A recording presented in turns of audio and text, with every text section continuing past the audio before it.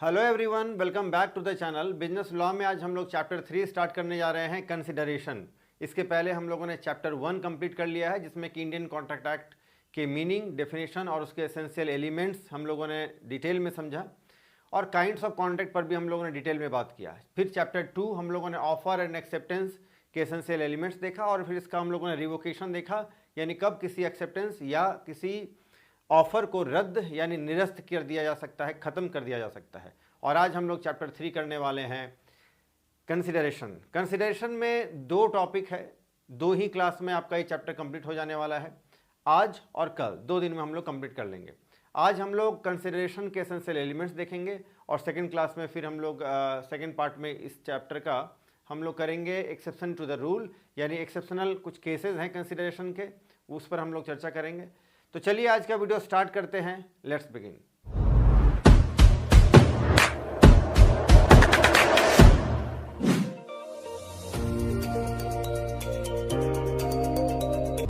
Consideration का मतलब क्या है? कंसिडरेशन का मतलब है समथिंग इन रिटर्न, यानी बदले में कुछ। यानी मैं मिस्टर एक्स को अपना पुराना स्कूटर 20,000 में सेल कर रहा हूँ, तो मिस्टर एक्स को 20,000 के बदले में स्कूटर मिल रहा है, और मुझे स्कूटर के बदले में कैश 20,000 रुपीज़ मिल रहा है। तो ये इन दोनों पार्टीज़ को, हम दोनों पार्टीज़ को एक दूसरे के बदले में कोई दूसरा चीज़ मिल रहा है, इसी को हम लोग बोलते हैं कंसिडरेशन। आइए डिटेल में बात करते हैं। कंसिडरेशन है क्या? देखिए, कंसिडरेशन यानी समथिंग इन रिटर्न। कंसिडरेशन जो है, जो हमारा कॉन्ट्रैक्ट का जो 10 एसेंशियल एलिमेंट्स है, उसमें नंबर 3 तीसरे में आता है आपका ये कंसिडरेशन, यानी बदले में कुछ। Consideration is one of the essential elements of a valid contract. ये वैलिड कॉन्ट्रैक्ट का एक एसेंशियल एलिमेंट है। The term consideration means something in return, यानी बदले में कुछ, जिसको कि हम लोग क्विड प्रो क्यू भी बोलते हैं। व्हाट इज, जिसका मतलब होता है something has been explained by justice Lush J in the leading English case Currie versus Misa as under. Currie versus Misa का इंग्लैंड में एक प्रचलित केस है, जिसके हियरिंग के बाद जजमेंट में जो मिस्टर लूसा जो है, उसने जजमेंट दिया, और उसने कहा कि अ valuable consideration in the sense of law, कानून के नज़र में जो कंसिडरेशन है एक वैल्यूएबल महत्वपूर्ण चीज़ है, में consist either in some right, कुछ अधिकार के बदले में। जैसे इस ज़मीन का आप अधिकार, आप मालिक बन जाएंगे, यानी मैं अगर आपको ज़मीन बेच दूंगा तो आप ज़मीन के मालिक बन जाएंगे, उसका अधिकार आपका हो जाएगा, तो बदले में मुझे भी तो कुछ पैसा चाहिए। तो ज़मीन का पैसा जो है मुझे मिला 1 करोड़ रुपया, तो मैंने आपको ज़मीन दे दिया, और उसका राइट, उसका अधिकार अब आपका हो गया। तो कहता है कि सम राइट, यानी कुछ राइट, अधिकार मिलने चाहिए, कुछ इंटरेस्ट मिलना चाहिए, कुछ या तो प्रॉफिट हो रहा हो, बेनिफिट हो रहा हो, acquiring to one of the parties, और सम फॉरबियरेंस या detriment, loss, responsibility given, suffered और अंडरटेकन बाय द अदर। कहता है कि बदले में आपको कुछ लॉस या हानि आप वहन करना चाहते हैं, कुछ आपको कभी बेनिफिट हो रहा हो, कुछ प्रॉफिट हो रहा हो, डिट्रीमेंट हो रहा हो, वो भी एक तरह का हानि है, फॉरबियरेंस हो, कुछ आप बर्दाश्त कर रहे हो। तो इस तरह से अगर बदले में अगर आप कुछ करना चाह रहे हैं, कुछ कर रहे हैं, कुछ आपको मिल रहा है, तो आपको बदले में कुछ पे भी करना पड़ेगा, कुछ देना पड़ेगा। इसी को हम लोग बोलते हैं कंसिडरेशन। 10 इस प्रकार देखें तो consideration must result in a benefit to the promisor and a detriment और लॉस, डिट्रीमेंट मतलब भी लॉस होता है, लॉस टू द प्रोमिसी और अ डिट्रीमेंट टू बोथ। जब भी कंसिडरेशन हुआ, एक दूसरे को समथिंग इन रिटर्न, एक दूसरे के एक्सचेंज में, बदले में जब भी कुछ मिल रहा है, तो या तो लॉस हो सकता है, बेनिफिट हो सकता है, कोई चीज़, सामान, वस्तु, जगह, जमीन, कुछ भी मिल रहा हो, तो इसी को हम लोग बोलते हैं consideration. Section 2D of the Indian contract act 1872 के अंदर कंसिडरेशन का एक कंप्लीट डेफिनेशन देखने को हम लोग को मिलता है।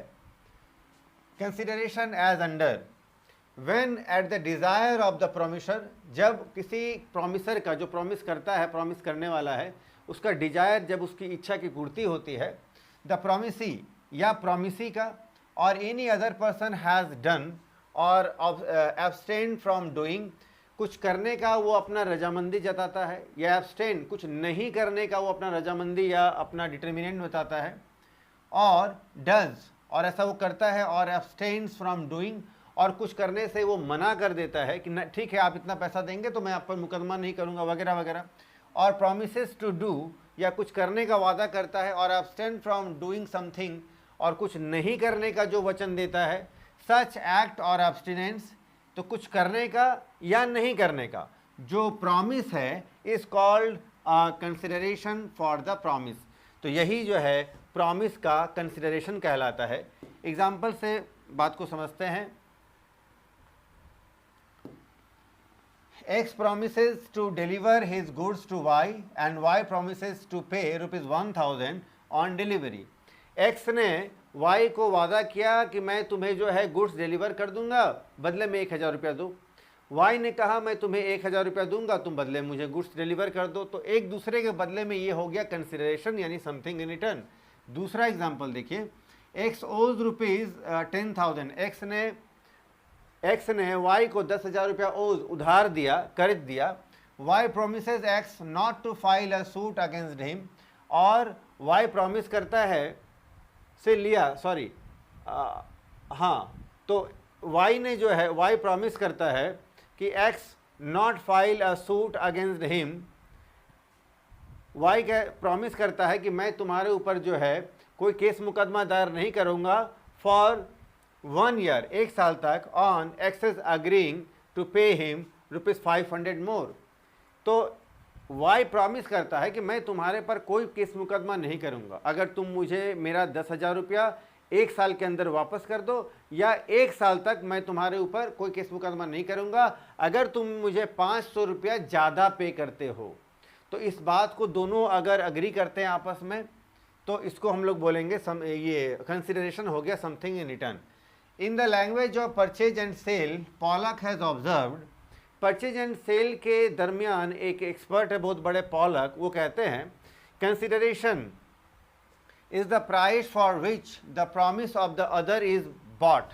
कहते हैं कि एक तरह का कंसिडरेशन जो एक तरह का प्रॉमिस है जो एक दूसरे पार्टी जो है एक दूसरे से खरीदते हैं कीमत चुका करके। दस consideration is the very foundation of a contract. और इस तरह से कंसिडरेशन जो है बड़ी आधारभूत चीज़ हो जाती है, फाउंडेशन हो जाता है कॉन्ट्रैक्ट के लिए। सब्जेक्ट टू सर्टेन एक्सेप्शंस, कुछ एक्सेप्शंस को, अपवाद को अगर निकाल दिया जाए तो। Agreements without consideration are void. Section 25 कहता है कि कोई भी अग्रीमेंट बिना कंसिडरेशन के वॉइड है। वॉइड का मतलब होता है शून्य है, व्यर्थ है, बिल्कुल बेकार माना जाता है। तो कंसिडरेशन होना जरूरी है। जैसे कि हम लोगों ने कॉन्ट्रैक्ट के 10 एसेंशियल एलिमेंट्स देखे, वैसे ही कंसिडरेशन का भी अपना कुछ एसेंशियल एलिमेंट्स है। 7 एसेंशियल एलिमेंट है, अगर वो फुलफिल करते हैं, अगर वो मौजूद हैं, तो हम लोग मानकर चलेंगे कंसिडरेशन ठीक है। अच्छा, कुछ बच्चे पूछते हैं कि सर आप किस बुक से स्टडी मटेरियल बनाते हैं या पढ़ाते हैं, तो मैं बता दूं मेरे पास ये 3 अलग अलग राइटर के बुक हैं। पहला तो आपका ये पीसी तुलसियान का TMH का बुक है, दूसरा आपका ये MC कुचल का जो विकास पब्लिकेशन का बुक है, और तीसरा बुक जो है ये आपका ND कपूर का बुक है, ये बिजनेस लॉ का, जो कि आपका सुल्तान एंड चंद का ये पब्लिकेशन का बुक है। चलिए, तो 10 ये जो 7 एसेंशियल एलिमेंट्स है, जिसमें कि पहला ही एसेंशियल एलिमेंट है, it must be given only eight the desire of the promisor. कहता है कि ये प्रोमिसर के डिज़ायर, उसके इच्छा पर जो है कुछ देने या लेने का बातचीत होना चाहिए। समझते हैं, एन एक्ट कॉन्स्टिट्यूटिंग, एक एक्ट तभी पूरा किया जाएगा या किया जाएगा, consideration must have been done at the desire और request of the promisor. Promisor के रिक्वेस्ट पर, उसके इच्छा पर ही कंसिडरेशन यानी बदले में कुछ लेने देने वाला काम पूरा हो सकेगा, इसको इंजाम दिया जा सकता है। 10 इस प्रकार an act done at the desire of a third party और without the desire of the promisor cannot constitute a valid consideration. कहता है कि जब तक थर्ड पार्टी या फिर प्रोमिसर के द्वारा जब तक कंसिडरेशन यानी एक दूसरे के बदले में कुछ लेने देने का बात नहीं होता है, तो कंसिडरेशन नहीं माना जाएगा, और फिर ऐसा अग्रीमेंट वॉइड यानी व्यर्थ माना जाता है। तो कंसिडरेशन होना जरूरी है। आगे देखिए, एक एग्जांपल से बात को समझते हैं। X spends ₹1 lakh on the construction of shops at the request of the collector of the district. X ने 1 लाख रुपया खर्च कर दिया एक दुकान को बनाने में, किसके रिक्वेस्ट पर? तो जो उस डिस्ट्रिक्ट का जो कलेक्टर है, डिस्ट्रिक्ट कलेक्टर के रिक्वेस्ट पर एक्स ने 1 लाख रुपया खर्च कर दिया एक दुकान के कंस्ट्रक्शन करने में, रिपेयरिंग करने में, उसको बनाने में। In the consideration of this Y a shopkeeper promise to pay some money to X. तो वाई ने जो है, वाई का ही दुकान बनाया गया था, तो वाई जो शॉपकीपर है, दुकानदार है, वाई प्रॉमिस करता है कि मैं एक्स को कुछ रुपया पे कर दूंगा। It was held that this agreement was void, लेकिन ऐसा जो अग्रीमेंट है ये वॉइड माना जाता है, शून्य माना जाता है, बेकार माना जाता है, व्यर्थ माना जाता है, क्योंकि पहले तो कुछ बात हो नहीं रखी थी और कुछ पैसा दे दूंगा, तो कुछ पैसा मतलब कितना पैसा, अनसर्टेन है, तो ये चीज़ें सर्टेन होनी चाहिए, निश्चित होनी चाहिए, तो वॉइड माना जाएगा, ये बेकार माना जाएगा। Being without consideration because X had constructed the shops at the request of collector.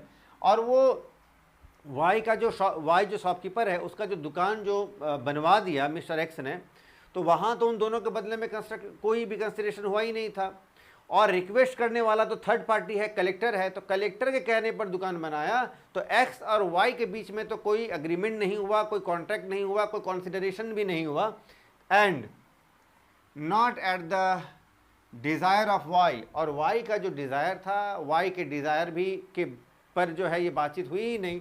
एक केस बड़ा प्रचलित है, दुर्गा प्रसाद वर्सेस बलदेव दास, तो ये कोट कर सकते हैं, ये आपका एग्जाम्पल में ये केस। सेकेंड एलिमेंट है it may move from any person, यानी कंसिडरेशन जो है किसी दूसरे व्यक्ति के द्वारा भी जो है पास किया जा सकता है। एग्जाम्पल से हम लोग बात को समझेंगे। देखिए, an act constituting consideration may be done by the promisee himself, जो प्रॉमिस कर रहा है वो उसके द्वारा कंसिडरेशन की बात कही गई हो, या किसी दूसरे के द्वारा, उसके द्वारा कहे गए किसी दूसरे के द्वारा भी अगर कंसिडरेशन हो सकता है, और एनी अदर पर्सन, एक stranger, that is stranger to consideration, यानी जिसको आप जानते नहीं उसके द्वारा भी कंसिडरेशन, उसके लिए भी कंसिडरेशन की बात हो सकती है। 10 इस प्रकार, it is material who furnishes the consideration and therefore may move from the promisee और any other person who may be stranger to the contract. जो कॉन्ट्रैक्ट को लेकर स्ट्रेंजर है, अनजान है, अनजाना है बिल्कुल, उसके द्वारा भी और उसके लिए भी दूसरे पार्टी के द्वारा कुछ समथिंग इन रिटर्न यानी कंसिडरेशन की बात हो सकती है। एग्जाम्पल से ये क्लियर होगा। देखिए,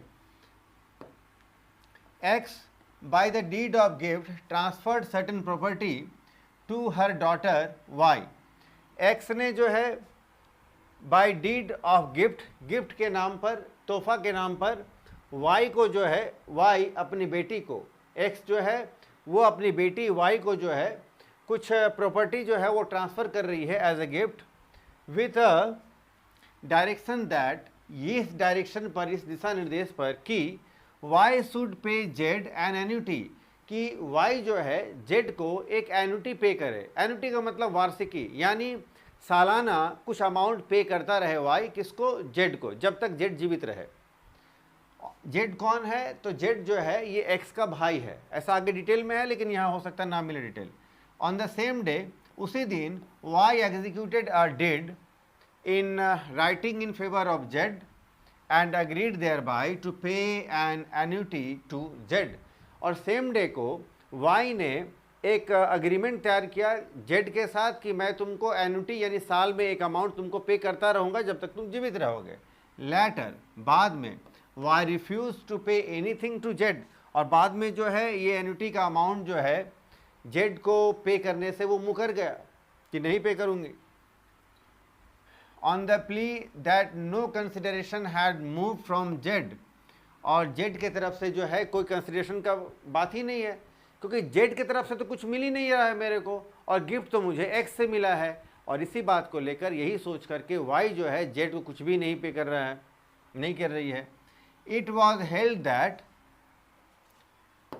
Z was entitled, it was held that Z was entitled to maintain suit because a consideration need not necessarily move from the promisee, it may move from any other person। ऐसे case में Z जो है, जो X का भाई है, Z जाकर के एक सूट यानी मुकदमा दायर कर सकता है कोर्ट में Y के अगेंस्ट में कि बात या अग्रीमेंट या कॉन्ट्रैक्ट जब पहले हो रखा था तुम्हारा एक्स से और मेरा तुम्हारे से कि तुम मुझे एक वार्षिकी यानी एक एनुअल अमाउंट पे करते रहोगे जब तक मैं जीवित रहूँगा, और तुम पे नहीं कर रही हो तो वो केस मुकदमा कर सकता है और ये वैलिड होगा, क्योंकि किसी दूसरे के बदले, यहाँ पर देखिए it may move from any other person, किसी दूसरे के बदले में तो कंसिडरेशन हुआ ही है, तो ये आपको सर मान्य हुआ होगा यहाँ पर। That is x in the present case, x जो प्रेजेंट केस में यहाँ पर है। यहाँ पर एक आपका केस स्टडी चलता है चिनैया वर्सेस रमैया, बड़ा ये फेमस केस है, यही आप यहाँ कोट करेंगे, चिनैया वर्सेस रमैया। थर्ड पॉइंट देखते हैं, it may be past, present और फ्यूचर। जो कंसिडरेशन है वो पास्ट हो सकता है, प्रेजेंट हो सकता है या फ्यूचर हो सकता है। पास्ट कंसिडरेशन क्या है, देखिए, the consideration which has already move from one formation of agreement, before formation of agreement, agreement होने से पहले ही जो है कुछ बातें तय हो जाती हैं कि तुम मुझे ये दोगे तो मैं तुम्हें वो दूंगा वगैरह वगैरह, इसको बोलते हैं पास्ट कंसिडरेशन। एग्जांपल से समझिए, X renders some services to Y, X ने कोई सर्विस दिया है वाई को, पहले दे रखा है, and Y is request, Y ने रिक्वेस्ट किया था तो उसको सर्विस दिया। In the month of May महीने में, मे मंथ में एक्स ने कोई सर्विस वाई को दिया था, क्योंकि वाई ने रिक्वेस्ट किया कि मुझे तुम अभी सर्विस दो, बाद में तुम्हें पेमेंट कर दूंगा, ठीक है।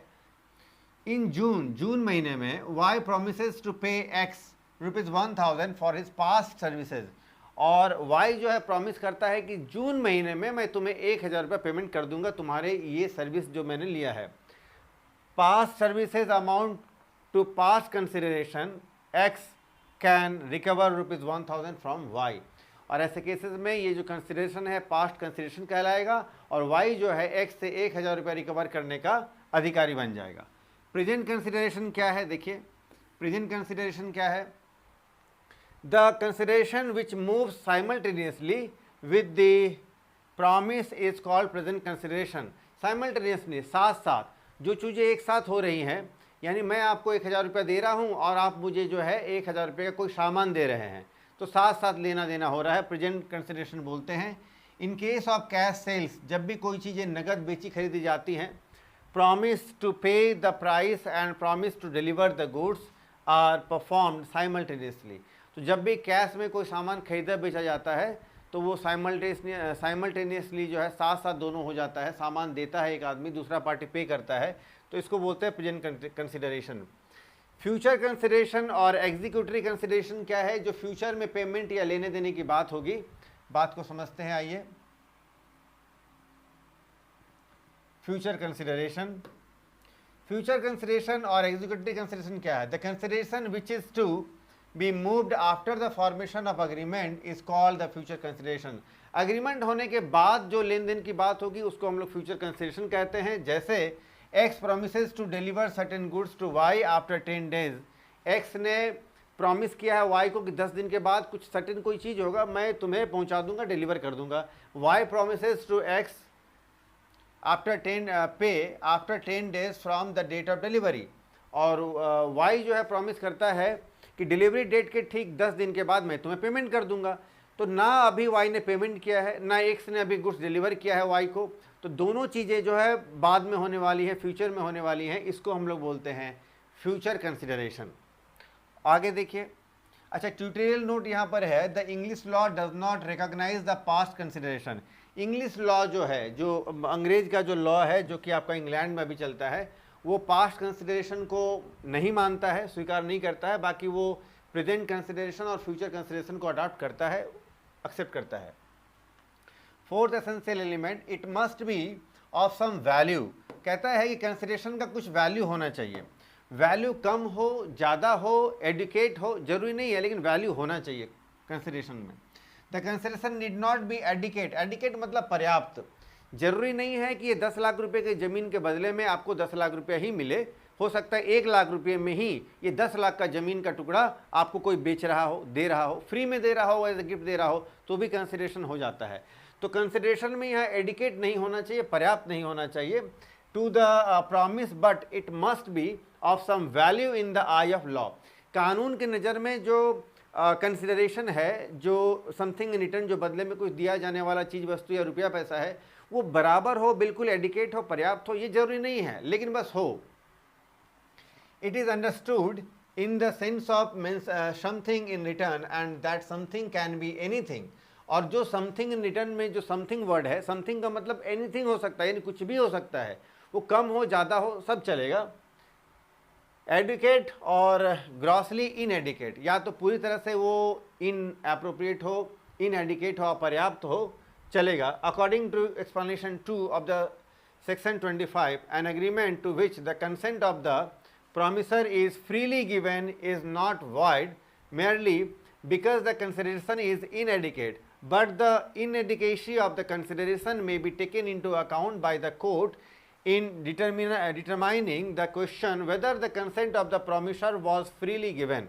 हाँ, अगर freely given, अगर स्वतंत्र रूप से अगर कोई अपने 10 लाख का ज़मीन भी जो है अगर 1 लाख रुपए में बेच दे, किसी को दे दे, या 1000 रुपये में भी दे दे, अगर 1 लाख का ज़मीन या 10 लाख का ज़मीन, तो भी अगर स्वतंत्र रूप से फ्रीली अगर कोई अगर दे रहा हो, बेच रहा हो बहुत कम भाव में भी, तो यहाँ कंसिडरेशन मान लिया जाएगा कि ये कंसिडरेशन लॉफुल है. हाँ, वहाँ कोई कोशन नहीं होना चाहिए. कोशन यानी कोई यातना या पीड़ा दे करके, अनड्यू इन्फ्लुएंस यानी कुछ अनुचित प्रभाव, यानी आपको धमका करके, बंदूक सटा करके, आपको थ्रेटनिंग दे करके आपको ज़मीन बोल रहा है 1000 रुपये में तुम मुझे बेच दो, तो ऐसा कुछ नहीं होना चाहिए. फ्रीली, फ्री कंसेंट आगे देखेंगे हम लोग, पहले भी हम लोगों ने देखा है. फ्री कंसेंट स्वतंत्र रूप से अगर वो बेच रहा है अपना 10 लाख का ज़मीन 1000 में किसी को, तो चलेगा.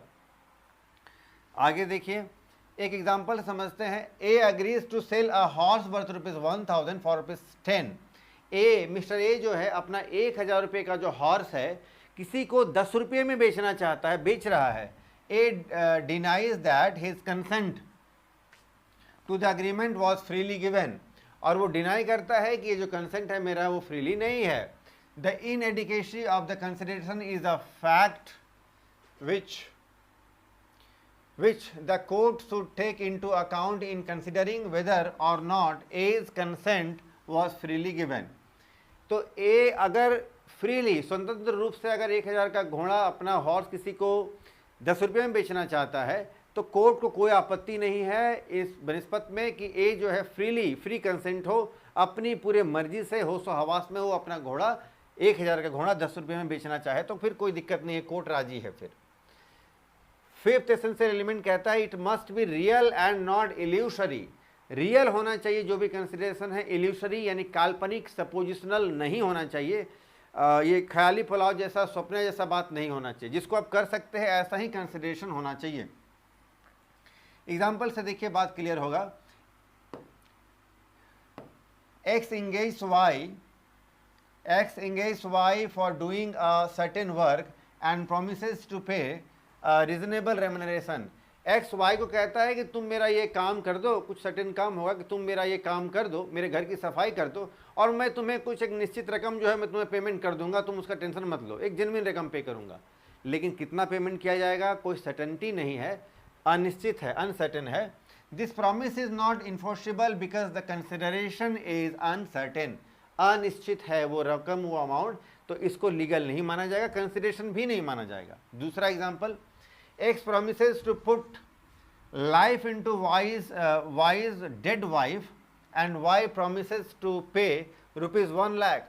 एक्स कहता है, X promises to put life into Y's dead wife. Y का जो वाइफ है, पत्नी जो है वो मर चुकी है, तो एक्स प्रॉमिस करता है कि मैं तुम्हारी पत्नी में जान फूंक दूंगा, तुम्हारी मरी हुई पत्नी को, वाइफ को मैं जिंदा कर सकता हूं, अगर तुम बदले में मुझे 1 लाख रुपए का पेमेंट करने का वचन देते हो तो मैं तुम्हारी पत्नी को जिंदा कर सकता हूं. अब आप बताइए क्या ये पॉसिबल है? नहीं है कानून के नज़र में. This agreement is void because the consideration is physically impossible to perform. इस ऐसे जो एक्टिविटी है इसको परफॉर्म नहीं किया जा सकता है, कानून इसको मानता भी नहीं है, इसलिए ये वाइड माना जाएगा, व्यर्थ माना जाएगा, बेकार माना जाएगा. जब कंसिडरेशन ही नहीं है तो अग्रीमेंट नहीं होगा, कॉन्ट्रैक्ट भी नहीं बनेगा. Sixth essential element, something other than the promisor's existing obligation. आइए समझते हैं. कहता है कि प्रॉमिसर का जो एग्जिस्टिंग ऑब्लिगेशन है, ऑब्लिगेशन यानी बाध्यता, एग्जिस्टिंग जो पहले से उसमें निहित है, ये समथिंग अदर देन, इसके अलावा भी कुछ होना चाहिए, हो सकता है। The act constituting consideration must be something which the promisor is not already bound, जिसमें कि प्रोमिसर खुद ऑलरेडी उसमें बाउंड हो, बाध्य हो, जरूरी नहीं है टू डू, कुछ करने के लिए, because a promise to do what a promisor is already bound to do adds nothing to the existing obligation. अगर कुछ चीज़ें ऑलरेडी एग्जिस्ट करती हैं तो प्रोमिसर नए तरीके से उसको बताए, ये जरूरी नहीं है। जैसे एग्जांपल से समझिए, x promises why his advocate, x जो है वाई अपने एडवोकेट को प्रॉमिस करता है to pay an additional sum if the suit was successful. X कहता है अपने एडवोकेट वाई को कि जो सूट यानी मुकदमा जो है, अगर वो सफल रहा, यानी अगर मुकदमा हम लोग जीत गए, अगर आप मुझे जीत दिला दे तो मैं आपको कुछ अलग से पेमेंट करूंगा। The suit was declared in favour of X but X refuse to pay additional sum. अब जो है ये मुकदमा जो है ये सफल रहा, वाई ने केस जिता दिया, आप मान लो। अब एक्स मुकर गया कि नहीं नहीं मैं तो ऐसे ही बात कर रहा था, मैं कोई एक्स्ट्रा सम वगैरह मैं नहीं देने वाला हूँ मुकर गया। It was held that Y could not recover additional sum because the promise to pay additional sum was void for want of consideration, as Y was already bound to render his best services under the original agreement. Original agreement में ये बात तो पहले से declare है कि भाई मैं केस आपका बढ़िया से लड़ूंगा, जीत तो आपको दिला ही दूंगा, बिल्कुल आप फिक्र ना लें, और जितने पैसे में डील हुआ, जितने फ़ी में बात हुआ, वो तो हो ही रहा है यहाँ पर बिल्कुल, और वही हुआ। तो स्पेशली जो एक्स्ट्रा सम पेमेंट करने का बाद जो एक्स ने किया है, वो अगर वो पेमेंट करता है तो ठीक है, नहीं करता है तो भी ठीक है, आप किस मुकदमा नहीं कर सकते हैं। यहाँ एक केस चलता है रामचंद्र चिंतामना वर्सेस कालू राजू, तो ये केस आप कोट कर सकते हैं। एक और एग्जांपल देखिए, X had received summons to appear before a court of law as witness on behalf of Y who promised to pay some money for his trouble.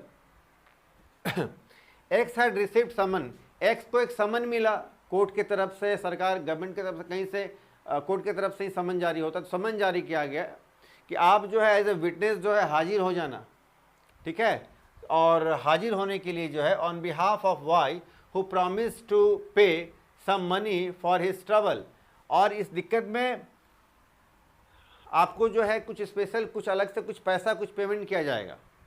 It was held that the promises to pay money was void for want of consideration because X was under a legal duty to appear as a witness before court of law।